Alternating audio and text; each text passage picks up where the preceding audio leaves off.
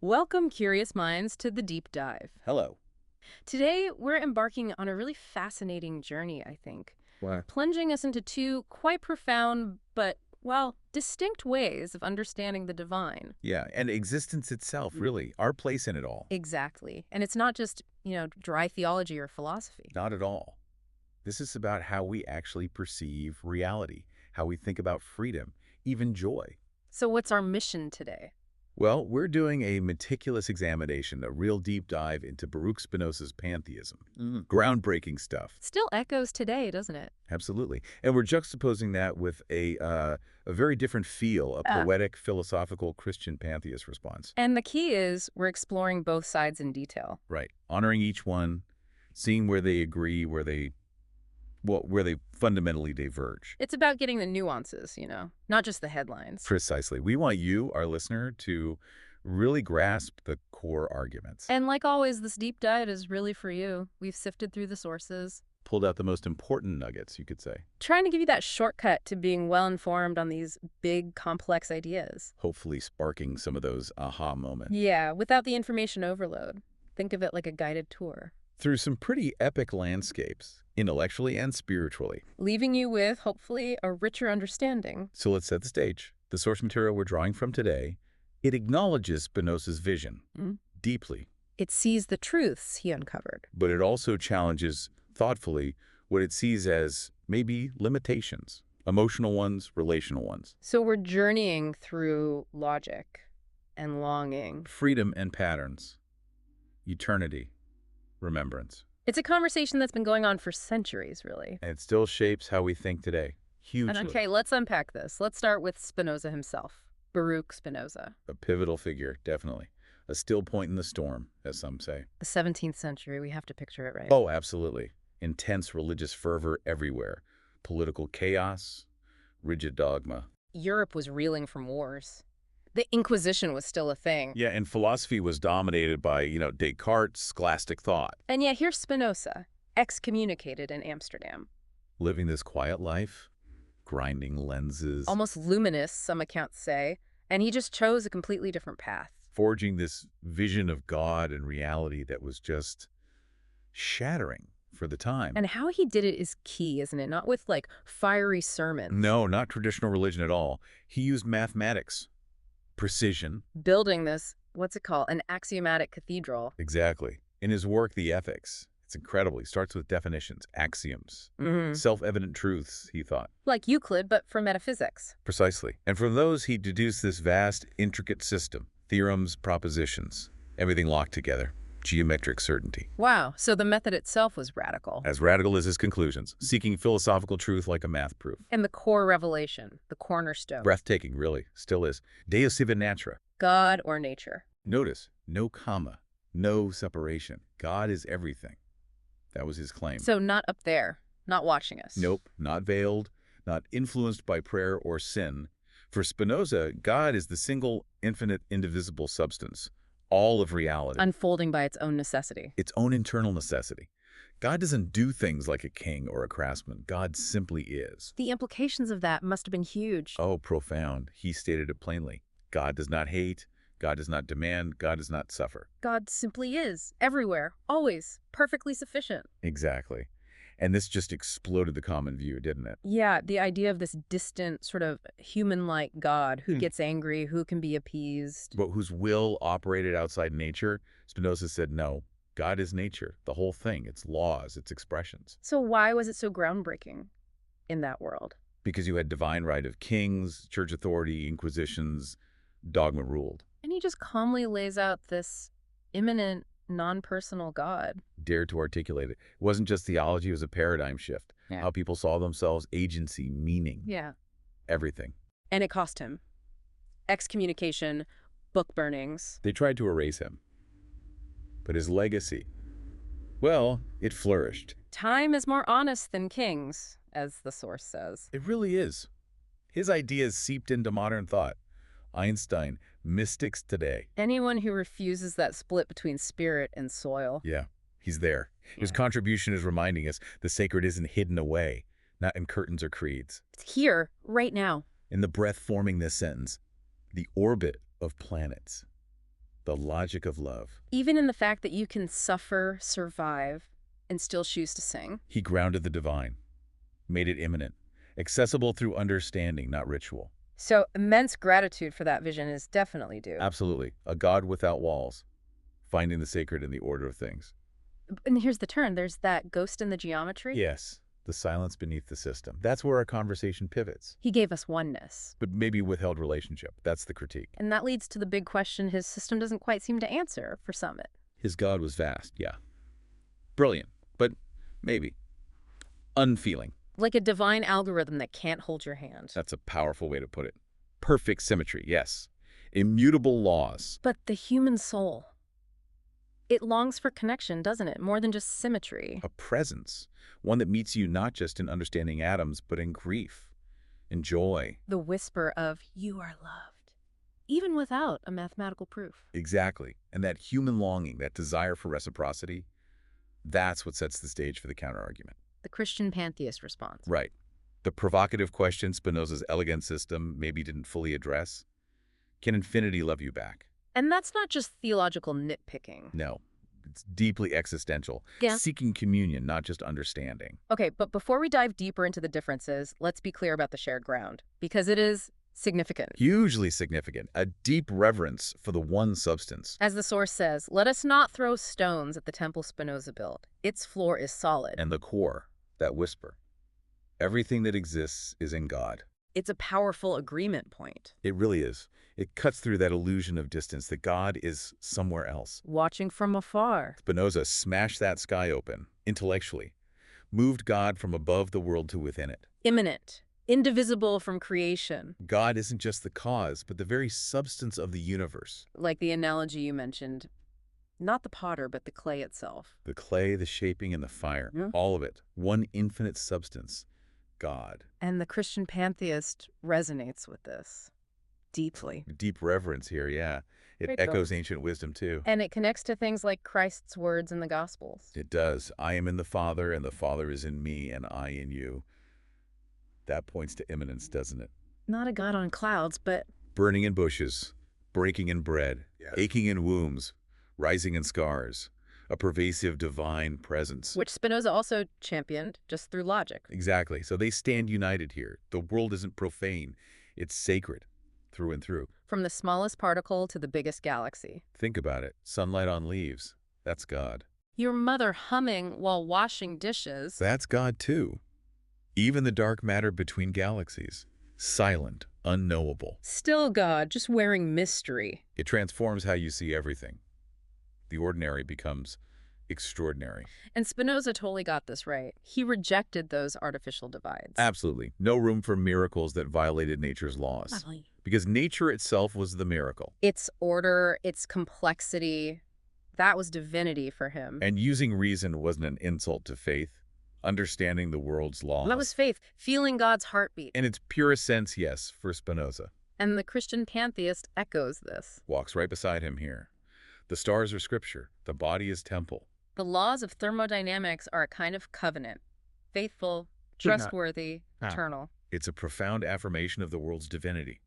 Seeing God's fingerprint in the reliability of law, not its suspension. So where theologians built walls between divine and mundane. Spinoza opened doors, invited awareness, not just allegiance. Found divinity dancing in the details where others maybe fear nature. And Christian pantheism cherishes the world as God's body, in much the same way. This shared ground is huge then. Reimagining the sacred as right here, tangible. Definitely. Yeah. But, and here comes the shift. Soon we feel the difference. Yes. Because while Spinoza made God everywhere. The argument is he made God no one, impersonal. Exactly. A presence, yes. A substance, yes. But without a face, without personality. A law, elegant, but maybe without love behind it. A pattern, intricate, but maybe without breath. And that's where the paths diverge. Where the Christian pantheist feels something vital was subtracted in the quest for pure reason. Okay, so we've given Spinoza his due for the immanence, the intellectual rigor. Now, where the wind disagrees, God beyond necessity. Right, because walking Spinoza's path is logical, elegant, a universe like a perfect equation. But there comes a point where some people stop. They feel the wind, they feel their own heartbeat. And think, this isn't just geometry, this is breath, life, beauty, sorrow. And that's the core disagreement, isn't it? The very nature of the divine. For Spinoza, God doesn't breathe personally, doesn't grieve, wait, long. Correct. Not with human-like emotions. God doesn't say, let there be light, because God is light. God is necessity. Nothing else. So everything just unfolds, like math unraveling. Exactly. From divine necessity. No deviation, no interruption, no preference, no surprise. It just is. Asir. Perfectly. Necessarily. And his idea of human love follows that logic too. It does. Love isn't what God does. It's what we feel when we finally understand how it all had to be. Predetermined. Flowing from God's necessary nature. As the source puts it, there is no why in Spinoza, only what is. Which leads to a system without intimacy. No divine I, thou. Just the elegance of a universe spinning exactly as it must.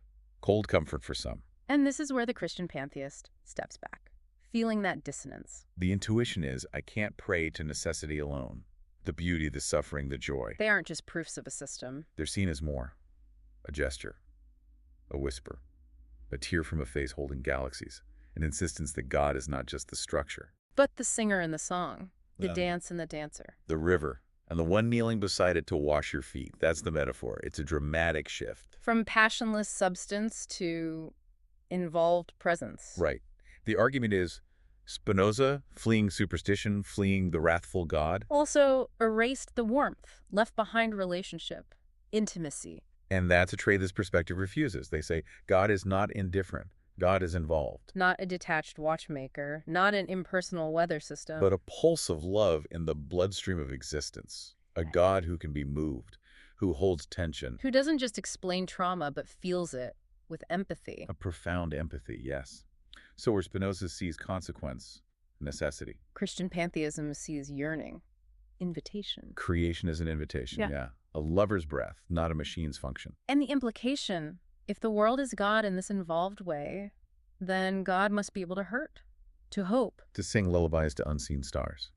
Cherishing creation with tenderness. That's the profound implication. This is where they really part ways then. Distinctly. Deeply felt. Not saying Spinoza was wrong about immanence, but that he stopped too soon. Laid out the architecture, but didn't fully inhabit it with life. Feeling, relationship. That's the core of the critique, yes. Which leads us right into another key difference. Freedom. Spinoza on freedom. Fascinating. Counterintuitive for many. Very. For him, freedom is surrender. Not to God's whim, but to God's necessity. Everything flows from God nature like light from the sun. Impersonal. Inevitable. Undeniable. So you're not free to choose your thoughts in the usual sense. They're determined. Modes of the one substance. You're only free when you understand. They were never really yours to begin with. In the sense of being independent, uncaused choices, yes. Freedom comes from understanding your place in that necessary flow. And there's a peace in that, isn't there? Knowing everything happens as it must. No chaos, just choreography. A profound intellectual acceptance, yes, like a mathematician understanding the rules. They gain freedom within the system by mastering its necessity. Not freedom from constraint, but freedom through understanding it. Okay. Yeah. But if freedom is just submitting to structure, what about the scream? What about the moments that seem to break the pattern? Exactly. What about the woman who forgives her abuser? Against every instinct. Or the addict who rewrites their brain circuitry? The revolutionary breaking the loop? The child who chooses love despite never receiving it. Are these just necessities, inevitable outcomes? The Christian Pantheist says no. These are interruptions, holy anomalies, divine dissonances. A different kind of logic, not proof, but healing, transformation. Right. Spinoza's geometry arguably had no room for trauma's power or radical forgiveness or unscripted grace. No model for souls who spiral, stall, and then somehow rise, defying fate. And here Christian Pantheism talks about resonance, not just determinism. Energetic patterns, shaped by memory, biology, spirit. Yeah, acknowledging trauma loops like broken records. Yeah. Repeating until something deeper. Christ consciousness, divine presence. Something that disrupts the pattern, breaks the loop of inevitability. The source says we are not uncaused, but we are unfinalized. Powerful, isn't it? We're shaped by the past, yes, conditioned. But something breathes through us that is not past. Something new. Unscripted. Some glitch in the system, allowing the slave to sing, the orphan to cradle the world. And that's freedom. Yes, not freedom to do anything, defy physics, but freedom to become someone else. to transform. To align with the divine tone, even when the world screams dissonance. Exactly. Spinoza might call that an error, a misunderstanding of necessity, incomplete knowledge. That Christian pantheism sees it differently. Knows, maybe, that sometimes the most sacred thing isn't obeying the math. It's obeying the music. The spontaneous, healing, resonant melody of divine presence, calling us to change. Okay, which brings us to ethics. Joy. The ethic of breath. Joy beyond reason. Spinoza's ethic was like that staircase of light, wasn't it? Methodical. Leading from confusion to clarity, bondage to freedom, sorrow to joy. And for him, joy wasn't just an emotion. It was the inevitable result of understanding the whole. Seeing Cain, birth, betrayal, death. All is necessary, orderly, divine. Yes. Seeing every event as an expression of God's perfect nature. Only then could you truly love God. Not personally, but as reality itself. That's the intellectual love of God, a joy beyond emotion. Freedom denying choice, salvation as surrender to order. And there is beauty there, calm, dignity. Definitely. Peace in accepting what is, even the painful parts. Standing clear-eyed before a world that doesn't flinch, because it is. But the Christian pantheist lives in the breath, the felt experience. Yes. For them, joy does not wait for the whole picture. It breaks in like sunlight through broken glass. Unexpected. Powerful. Not a deduction from understanding. No, it's irrational in that sense. It arrives anyway. Not because we understood, but because something understood us, met us. So Spinoza, joy as intellectual alignment with necessity. Christian Pantheism. Joy as alignment with presence, resonance, connection. Not climbing the staircase of reason. But falling into the arms of mercy, a dimension of the divine itself. Joy as a gift of being understood, not a reward for understanding. And this embodied irrational joy, where is it found? In raw places, the cracked voice of a gospel singer, a midwife's hands. The laughter of someone who shouldn't be alive but is. Exactly. Resilience, the divine spark, its joy as resonance, the soul vibrating with the sacred now, with a living, feeling God. So the ethic shifts from understand and be free. To be present and be real, an ethic of breath, not blueprint, embodiment, not abstraction. And the sages are different. Spinoza's is calm, understanding. Unperturbed. While the Christian pantheist sage, weeping, laughing, dancing, bleeding, fully engaged. Both free, maybe, but one walks with a map. The other walks with a wound, open to the messy, felt reality of the divine in all its forms. So as we wrap up this deep dive, let's circle back. Spinoza's gift, it's huge. Enduring, revolutionary, a prophet of clarity. Stripped the sky of thunder, but called it sacred anyway. Broke idols with reason, not rage. That took courage.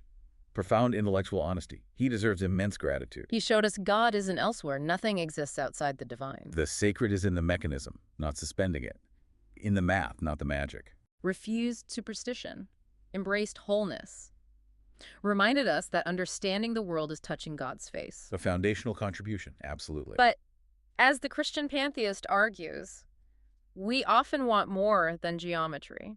We need breath. We need a God who doesn't just exist, but feels, who's involved. A theology that sings when it bleeds, leaps at grave sites, dances in kitchens. That doesn't just name the patterns, but holds the broken ones too. Yeah. Tenderly. Spinoza's vision, luminous as it was, could feel uninhabited, like the floor plan without the fingerprints. That's the feeling for some, yes. So Christian pantheism isn't rejecting Spinoza. It's a reanimation, reinfleshment. Exactly. It's Spinoza, with lungs, breathing creation's air. It's Spinoza with a cracked voice, warm hands. Spinoza who prays. Not to change God's necessity, but because it changes us, transforms our relationship. But you walk the same path of immanence. But barefoot, Yeah. feeling the earth, listening, loving. Letting mystery remain. Knowing some truths are felt, not just proven. Precisely. So yes, give Spinoza his cookies. He baked the blueprint, the recipe for cosmic order. He gave us that foundation. But for those hungry for more, for a God who remembers, feels, connects. The Christian pantheists offer something else. They bake bread, they break it, bless it, pass it around to anyone hungry for a God who doesn't just exist, but remembers, cares, invites communion. Which leaves a thought for you, our listener. What aspects of the divine do you feel hungry for? Is it that elegance of necessity, that cool, clear logic? Or is it the warmth of intimacy, that feeling of being met, held, loved? Or maybe, for you, it's some blend of both. And how do these different perspectives shape how you see your own freedom, the source of your own joy? Lots to think about. Keep exploring, keep questioning. And keep diving deep.